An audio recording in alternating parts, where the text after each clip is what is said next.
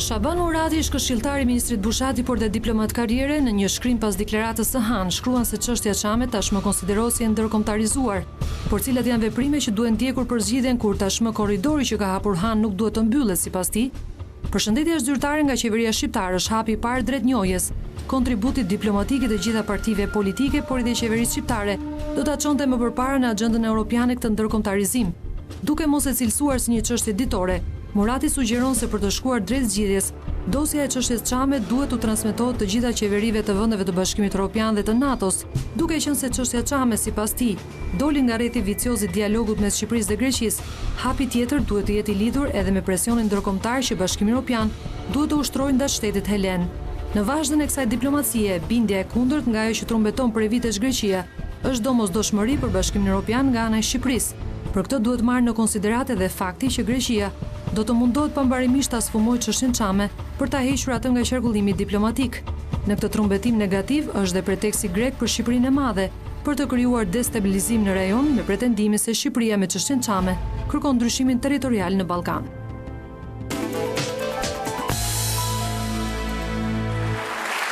Mirë, ishte një përmbledhje, një shënimi të një diplomati tjetër dhe analistit të politikës Shaban Murati që e ndoqët në këtë insert. Mentor, shpejt se doja në fakt pyesja zotin Xhufi në lidhje me... Okej. Jo, në lidhje, u përmend fjala ndërkombëtarizim dhe mendoj që kjo është fjala kyçe e kësaj risie të jashtëzakonshme në, po themi, në historinë politike të çështjes Çame. Si duhet arrihet ndërkombëtarizimi? Natyrisht duke luajtur në planin dypalësh, por duke punuar njëkohësisht edhe në planin ndërkombëtar. Si duhet punuar për zgjidhjen, edhe në planin dypalësh, po edhe në planin ndërkombëtar. Po unë mendoj që çështja Çame do duhet në komunikimin diplomatik të Shqipërisë me Greqinë do duhet futur në një kontekst më të gjerë në mënyrë të tillë që ajo ta fitojë realisht dimensionin ndërkombëtar. Po e shpjegoj më konkretisht këtë. Popullsia Çame në Greqi ishte pjesë e një popullsie më të gjerë shqiptare, që ishte edhe muslimane, edhe ortodokse, edhe, po themi, pjesë e Thesprotis, po edhe pjesë e rajoneve tjera në Greqi, do të thonë në Ant, Gramozit, në Selanika, apo deri edhe në Kret, do të thonë. Në këtë kuptim dhe popullsia shqiptare, pjesë e cilët ishte popullsia Çame që pati fatin më tragjik, ju nënshtrua genocidi real, edhe asgjësimi fizik, torturave, etj. Popullsia shqiptare ishte pjesë e minoriteteve tjera në Greqi, apo jo, të cilat gjithashtu u përjashtuan nga ana e Greqisë, qoftë minoriteti slavo-maqedonas, qoftë edhe hebrejt. Këtu i bie ta zgjerojmë shumë fokusin. Jo, po shkoj. Do merremi dhe me çështjet e tjera të minoriteteve apo? Unë mendoj që nëse Shqipëria e kufizon, do të thënë sigurisht, kur vjen puna të PDU-ja, e cila ka në bërthamën e vet një grup intelektualë sham, po jo vetëm, e ka arritur një sukses të madh, është brenda drejtës vet, natyrisht flet dhe angazhohet edhe për çështje të tjera kombëtare, por unë mendoj që Ministria e Jashtme do duhet që ta jo ta rrumbullakos, po të përdor një term i cili është term më gjithëpërfshirës se sa thjesht dhe vetëm çështja Çame.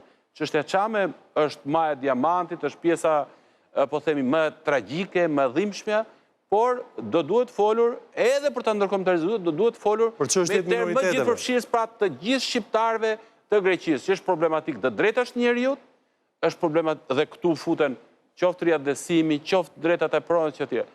Dhe të ndërkombëtarizimi, unë e shoh si të nevojshme që Shqipëria do duhet të koordinohet me faktorë tjerë, por nëse ma e fjallën dhe njërë tjetër, do të... Te kjo linjë ishim, zëri Xhufi, ishte unë do thosha ato që thanë kolegët, tha Shpëtimi, tha Reçi dhe jam plotësisht dakord, po do thosha çështja Çame është dhe çështje standardesh europiane tashmë, se ne jemi vend kandidat Bashkimin Evropian. Dhe nuk ka kaluar pa shenjë ky promovimi jon i statusit. Për shembull, ne kemi sot gëzojmë të drejtën e qarkullimit lirë. Apo jo? Që lidhet pikërisht me avancimin ton në procesin e integrimit. Çka ka sjellë? Kjo ka sjellë që pala greke, si dikur nuk të ndalon dot qytetarët shqiptar, nuk i ndalon dot në kufi. Ju krijon probleme po, grupeve çame që shkojnë në çamëri ose dhe individëve. Po për këto janë sjellje në kundërshtim me standardet evropiane. Dhe këtu hyn politika, këtu hyn Ministria e Jashtme. Në qoftë se ndalohet një qytetar shqiptar sepse shikon një, po them një Renault, një shtëpi të vjetër, që makar mund të ketë qenë dhe shtëpi të parëve të tij, edhe futet komisariat të policisë, padyshim këtu ka vend pastaj politika dhe këto i dëgjon Brukseli shumë i ndjeshëm ndaj këtyre nga sendeve, sjelljeve. Këto janë reagimet moment. Një minutë, jo, dua tregoj se si vjen val-val. Po të tregoj një shembull në statusin që kemi. Ne jemi vend kandidatash i Bashkimit Evropian. Para disa vjetësh, Kroacia ishte vend kandidat për të hyrë në Bashkimin Evropian. Dhe pati një problem ngjashëm me Italinë. Se Italia kërkonte të drejtat e minoritetit italian që u dëbuan në fund luftës dytë botërore nga Istria, nga Dalmati. U dëbuan, u masakruan, dhe Italia, mos harroni, që vend agresor, që vend fashist. Çamëria që ishte pjesë e një popullsie dhe një vendi që ishte viktime e fashizmit. Domethënë, gjendja statusi i xhamëve është ku me italianët e Istrisë. Megjithatë, Italia i vuri kusht Kroacisë dhe bëri çështjen në Bashkimin Evropian. Po në këtë rast është Greqia që na vë kusht neve. Moment tani. E humbi një betejë. Të lutem shumë. Domethënë, Kroacia thoshte që dolën qytetarë italian që kishin qenë banor të Istrisë, të cilët donin të blenin prona. Prona. Tani me legjislacionin evropian, ti qytetari evropian nuk janë ndalon dot që të blejë. Dhe luftoi Kroacia e shkret, po si ja doli, e humbi këtë betejë. Ndërkohë ka humbur dhe një betejë tjetër, po them Kroacia, sepse problemin e ka zgjedhur, si e ka zgjedhur. Kanë rënë dakord ta zgjedhin në mënyrë me të holla, me dëm shpërblim. Se sa kanë marrë qytetarët italianë që janë dëbuar nga pronat e tyre nga Istria, unë mund ta them dhe atë shifër shumë e madhe, por për popullsinë italiane, për 60 milionësh, popullsia e Istrisë italiane, është një minimum, është një 100. Çamët këne janë 10, më vllai dashur. Është dhe probleme për masash. Kjo është frika greke. E pra, mirë pra, po tani nuk mund të heshten këto gjëra.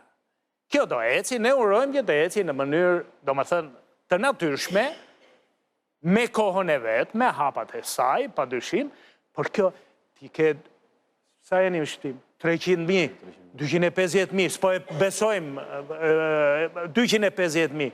Po është një nga popullsitë më aktive në Shqipëri, nuk mund të heshte, nuk heshte. Këta është për t'i pasur frikë, e kupton, ata i qeverisin, jo, ta them sinqerisht, për t'i pasur frikë. Kështu që nuk mund t'i injorosh futjen e çështjes tyre në... Nuk është çështja e injorojmë ne apo nuk e injorojmë ne. Po dhe kemi injoruar, më. Jemi gjithmonë, se po themi ndërkombëtar. Megjithatë Greqia i ka akoma disa mekanizma në lidhje, mekanizma bllokimi në lidhje me Shqipërinë. Të them dhe një gjë, që Greqia është dhe viktim e vetvetes. Absolutisht, megalomanisë. Greqia e sotshme është viktim e ambicieve të stërmëdhaja. Po të kujtoju se çfarë ka bërë Greqia në fillim të vitit, kur plasja i pakti i stabilitetit, që u lëshuan gjithë Ballkanin, privatizim aty. Sepse Europa ja besoi si një lloj lokomotive që do të ishte Ballkani. Ja lejoi. Ajo shfrytëzoi gjithën për një nga arsyet e rënies së Greqisë është edhe politika, më fal, dhe politika në Shqipëri, privatizoi, je pensione aty, pensione këtu, me çaj paguan ato. Vjen një moment që se mban dot, nuk mban kurizi. Prandaj dhe më është dhe viktim, dhe unë mendoj që politika e sot me greke, dhe unë kam pas shumë besim me ndryshimin me ardhjën e Ciprasit, dhe prap kam besim ke vetë Ciprasi, jo ke kryetari parlament, këta janë forcave, më kujtojnë hijet e vjetra, por Ciprasi dhe të tjerë besoj, dhe kam parë një ndryshim, me thënë drejtën, sidomos në fillimet, ore në fundit edhe kjo që ministri i jashtëm, pavarësisht se kush është atë kaluar ka, ulet, bisedon, dëgjon, kundërshton, padyshim, rëndësi ka që bisedojnë se ai tjetri merr shënim në Bruksel, ta po bisedojnë për këtë gjë, me na bëhet qefi edhe... Qartë, po bisedime mund zgjasin pafund, kjo është logjika. Alban, do ta kthej edhe dy shpëtim për njërë. Nuk ka dyshim dhe që kjo është çështje e madhe, dhe e dyta, një çështje që do ekzistoj sa të jetojnë qamë, sa të jetojnë, nuk do... Tjetra është një çështje që, për mendimin tim, ka nevojë që të kombinojë ndërkombëtarizimin, për cilën fola edhe pak më parë, dhe foli dhe mentori, dhe duhet të ndërkombëtarizohet në një shkallë gjithnjë më të lartë, por pa humbur besimin se mund gjenden korridore edhe në Greqi, sepse unë vazhdoj të besoj se kjo është një çështje dialogu dypalësh, sa që është një çështje që kërkon ndërkombëtarizim. Sepse nuk mund të heqim paralele, ne e dim shumë mirë, mund të flasim gjëre gjatë për Greqinë, por për statusin që ka Greqia si vendi NATO, si vendi Bashkimit Evropian, për kompleksitetin e marrëdhënieve tjera që kemi ne me Greqinë, që nuk përjashtohet, domethënë, nga ky dialog, si që është një prani shumë e madhe shqiptarësh atje që punojnë, emigrantësh, investime greke këtu, pra për gjitha këto arsye, mendoj se koridori, dialogu duhet funksionoj, por kjo kërkon diplomat taft, kërkon qeveri që të di të dialogoj, të di të avancoj kauzën. Unë disa herë thash që nuk është problem bëjmë letrat ne, nuk është problem bëjmë fjalime ne, duhet jemi profesionist. Unë nuk mund të pranoj atë që s'ka sens, që për inat, që me thënë të kësaj ose të asaj gjëje, kryeministri i Shqipërisë vendos të mos takohet kur, ose gjatë gjithë mandatit, ne kemi probleme, ne kemi interes, ne kemi nevoj, ne duhet ulemi, ne duhet besojmë tek vrasja e ndërgjegjës greke. Historia na ka mësu se Greqia vete ka shpik të nocionin e vrasjes ndërgjegjës. Dhe unë besoj se ka në Greqi, ka grupe, edhe parti mund të ketë, individ, që kanë një vrasje ndërgjegje, sepse Greqia është e themeluar mbi principe, nuk është Greqia e themeluar mbi nazizmin. Mund të themi këtë sot.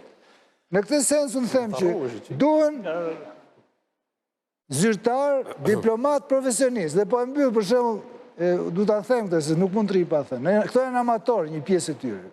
Tu mund të bëni, unë dikush i lavdron, për shembull kam pa deklaratën e ministrisë tonë të jashtme, kur doli në stadium, kjo remember, qamet kujtoni krimit e luftës. Shumë mirë, doli një pankart, reagun grekës e të reagonin, nuk mund dalë, ne jemi zëdhen si ministrisë jashtme Shqipërisë me kostumin e kombëtares.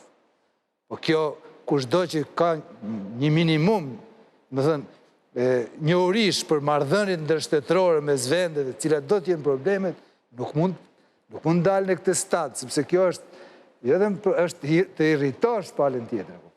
Pra në përthem që ne duhet të ashtrojmë si profesionist, nga ana tjetër, e folëm dhe gjatë pushimit, ndërkombëtarizimi për mendimin tim duhet të vazhdoj në gjitha shkallët. Bashkimi Evropian, Shtetet Bashkuara të Amerikës, është shumë e vërtetë ajo që tha Shpëtimi që pavarësisht se ka në heshtje, ka shumë analiza për dramën e qeverisë, nga Foreign Office. Përfaqësuesit e Britanisë madhe në atë kohë kanë bërë raporte realiste. Ministria e Mbrojtjes kanë bërë raporte, tani gjitha këto po dalin. Dhe Evropa do të tronditet që mas kaq vjetësh, në zemër të Evropës ekziston një problem që është absurd. Disa njerëz duan të shkojnë të vdesin aty ku kanë lindë dhe u mohojnë varrin e të parëve. Shpëtim, kjerja e fundit, lutem, jemi në fund të emisionit. Do të anis aty ku, do të vazhdoj aty ku e la preq.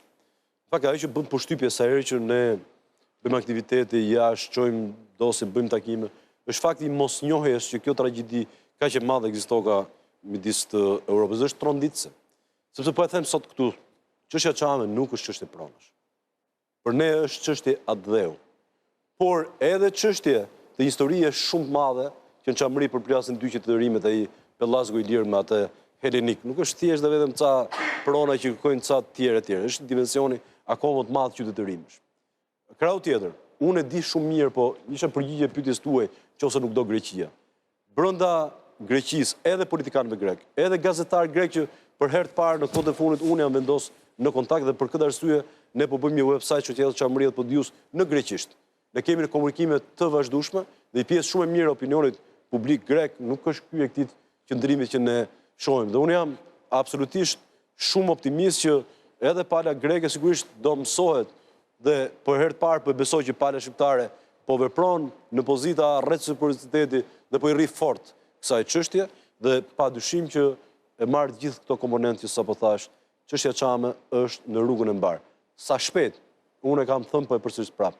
Sa shpejt punojmë ne të gjithë dhe bëjmë gjithë shqiptarët bashkë për ta çuar çështjen Çame përpara, sepse ajo ka të gjithë dimensionet e veta, është çështje e drejtave njerëzit me gjithë dimensionet e veta, është çështje drejtësie me gjithë dimensionet e veta, është çështje ekzistence, sepse ja ku jemi ne ekzistojmë dhe padyshim që ne këtë gjë po e shohim si europian dhe politikës shqiptare nuk i mbet gjë tjetër, vetëm bashkohet me një zë edhe të flasin si zoti Han, po ndërkohë të gjithë historianët, analistët, folkloristët, të gjithë kanë nevojë që të bëhen për një zë për Çamrinë. Kur të bëhemi ne bashkë, çështja Çame vjen. Sa për tjetrën, ne do marrim shumë shpejt një iniciativë në Parlamentin e Shqipërisë, ti dëgjoj edhe herë tjetër gjithë zërat bashkë e këtyre që flasin për Çamrinë apo intimidohen për të, për bërë një deklaratë apo edhe një rezolut për në mbështetje të çështjes Çame në Parlamentin e Taniçëm.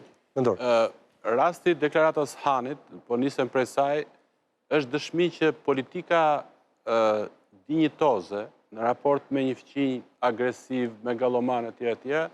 Jep frute më shumë se sa politika servile. Dhe në këtë kuptim, ajo çfarë ka bërë kjo qeveri, megjithse jam dakord me Preshin që krahas dinjitetit, krahas kurazhit, duhet edhe ekspertizë, duhet edhe profesionalizëm, ka arritur pra përparime, edhe në planin ndërkombëtar. Duhet ndjekim shembullin e Maqedonisë, sepse duhet ta shohim këtë që po ndodh në kuadër të afrimit të Shqipërisë me Bashkimin Evropian.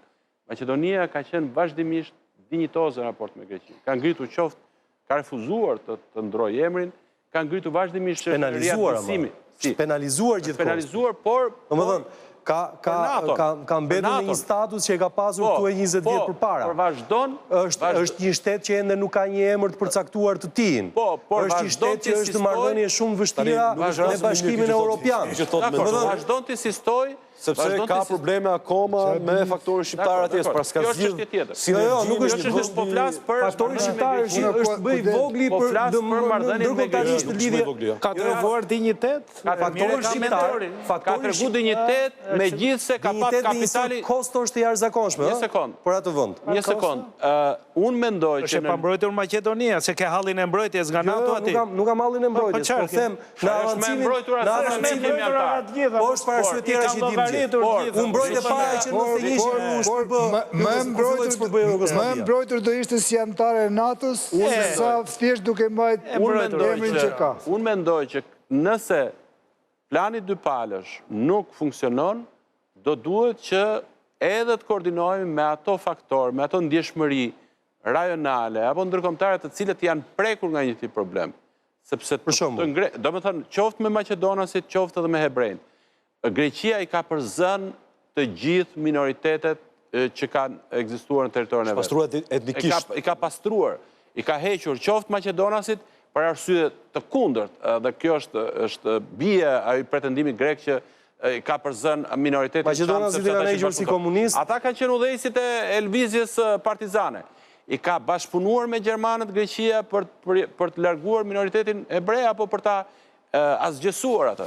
Në këtë kuptim, që presionin ndërkombëtar mbi Greqinë, mbi këtë çështje të zgjidhet, të jap efektet e veta, do duhet koordinim dhe do duhet folur me një gjuhë që funksionon ndërkombëtar. Çështja e ligjit luftës. Pyetja është, do e bëjmë këtë koordinim me vende që janë jashtë Bashkimit Evropian apo me vendet brenda Bashkimit Evropian? Sepse Izraeli është jashtë Bashkimit Evropian. Edhe me ta, lobi ebre është lobi që ka përcaktuar edhe çlimin e Kosovës, sa për kuriozitet. Si edhe një herë?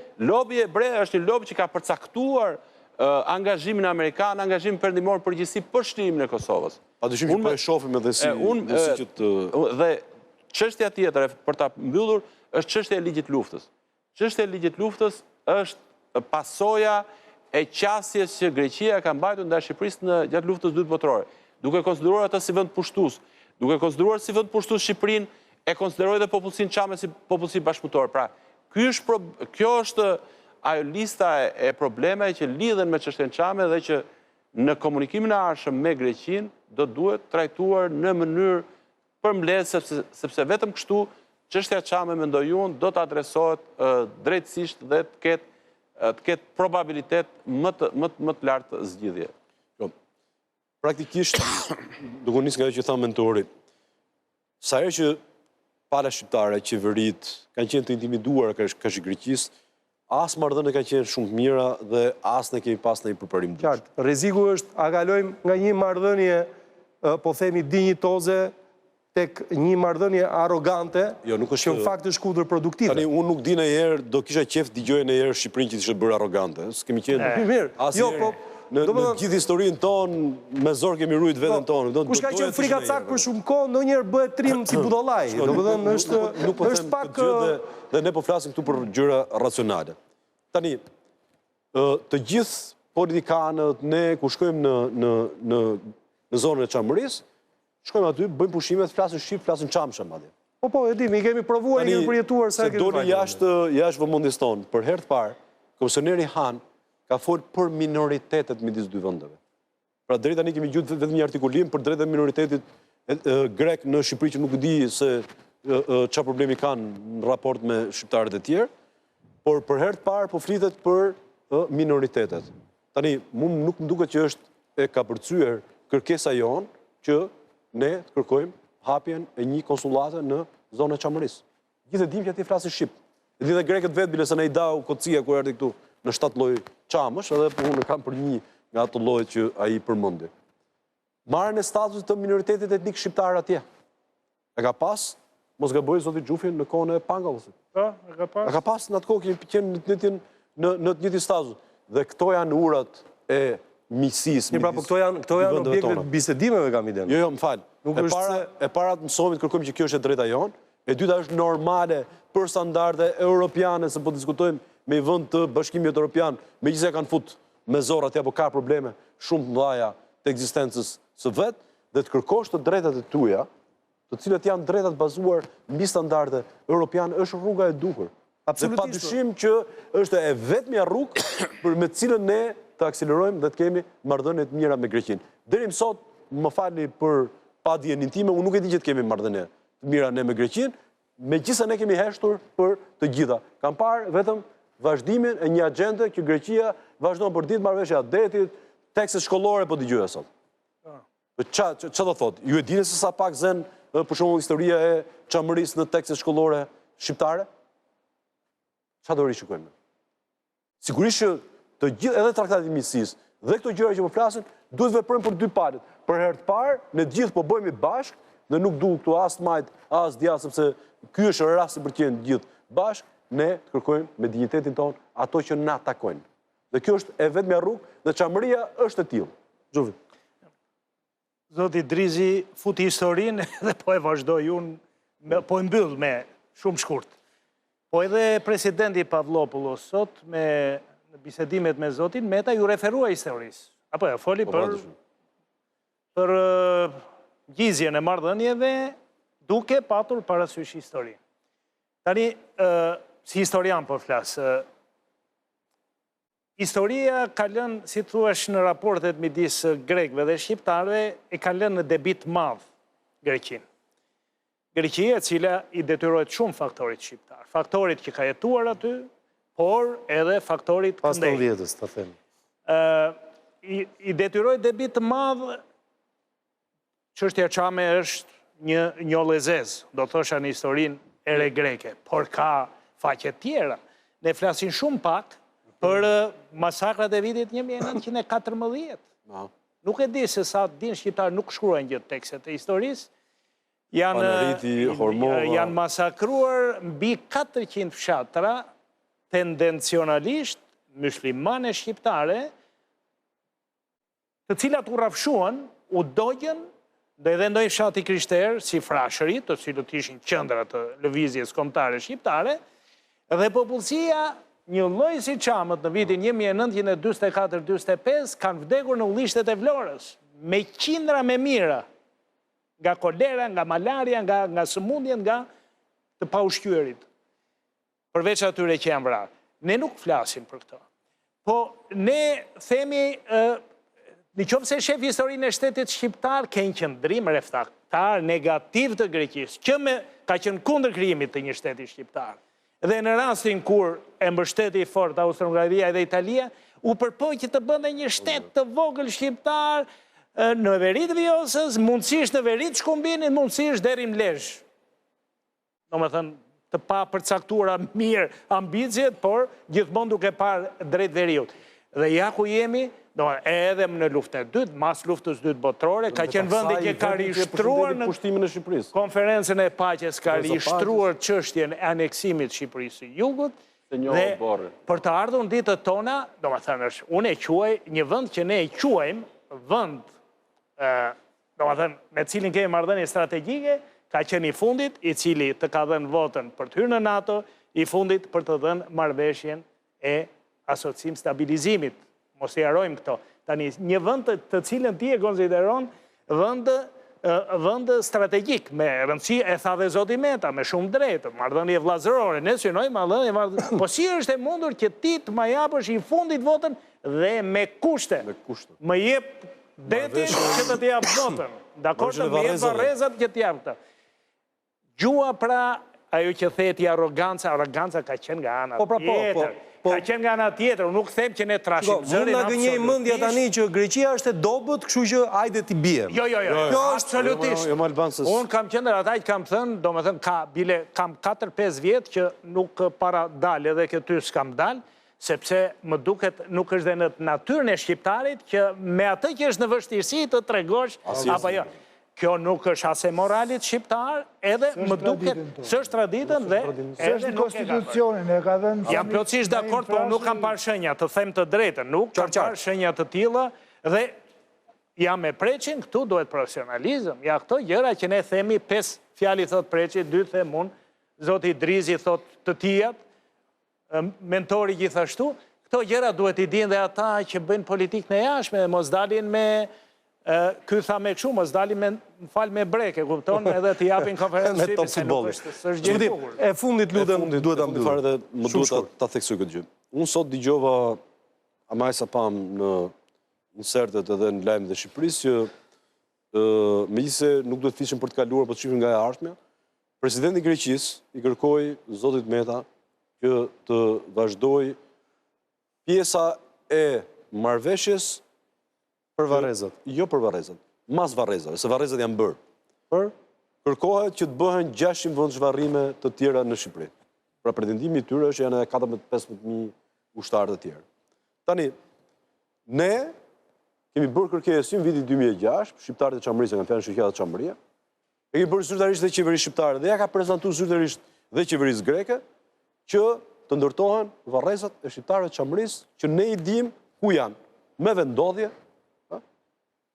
I dim, madje po them vetëm 2, poshtë autostradës Gumenicës dhe poshtë stadiumit. Nga krahu tjetër, ju e dini se sa partizan Çam janë vra si pjesë e Ellasit. Tani dhe për ta, dhe prandaj lidhem atë pjesën e ADN-s, ne kemi kërkuar që të ngrihet një varrezë. Tani, nuk mendoj që është e kapërcyer ajo që do them unë tani. E kam thënë do ta përsëris. Në qoftë se nuk bëhen varrezat e shqiptarëve të Çamërisë dhe nuk fillon hapja negociate nga kjo gjë, ne do bëjmë gjitha përpjekjet bashkë me shoqërinë civile, me çdo njeri që do na bashkohet kauzës tonë dhe ne nuk do t'i lejmë që të bëhen ato varreza. Sigurisht që kjo duket ndoshta e kapërcyer, po flasim që të paktën mirë gjallës po na trajtojnë njësoj, po të paktën të vdekmit dhe të rënët i trajtojnë njësoj. Okej. Ju falenderoj për bisedën. Falenderit juve që na ndoqët. Mirupafshim.